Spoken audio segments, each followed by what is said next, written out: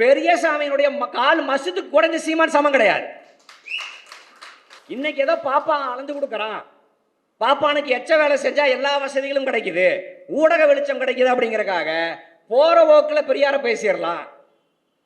தலைவர்கள்லாம் நாகரிகத்தை கடைபிடிப்பாங்க, நம்ம என்ன வேணா விளையாடலாம் அப்படிங்கிற இது போன்ற எச்சத்தனங்களை சீமான் தொடர்ச்சியாக செய்தால் வேடிக்கை பார்ப்பதற்கு நாங்க போன தலைமுறை கிடையாது.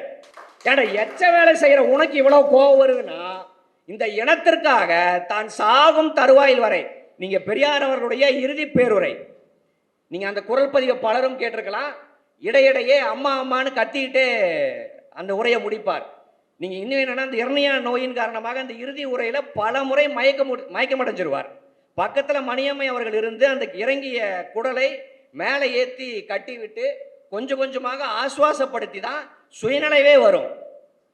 அப்படி இந்த நிலைமையில் இருந்த பெரியார், நான் உங்களை எல்லாம் சூத்திரனா விட்டுட்டு சாக போறேனேன்னு அந்த நிலையில் இந்த இனத்திற்காக கண்ணீர் வடித்த தந்தை பெரியாருக்காக நிற்கக்கூடிய எங்களுக்கு எவ்வளவு கோவம் வரும். நீங்க சிக்கலே அதுதான். அநியாயம் பண்றவனுக்கு, அயோக்கியத்தனம் பண்றவனுக்கு அவ்வளவு கோவம் வரும். அவன் பேச்செல்லாம் பாருங்களேன். நீ கேட்கக்கூடிய நமக்கு இவ்வளவு கோவப்படுறாருன்னா உண்மையா இருக்கும் போல அப்படின்னு நம்மளே நம்புற மாதிரி கோவப்படுவான், மீடியா முன்னாடி பேசுவான். ஆக எச்ச வேலை செய்யற அவனுக்கே அவ்வளவு கோவம் வருது, அவ்வளவு வேகம் இருக்குன்னா உண்மையாக நீ சொந்த காசுல சொந்த வீட்டு சொத்தை தின்னுட்டு இனத்திற்காக உழைக்க வந்தா நமக்கு எவ்வளவு கோவம் வரணும்.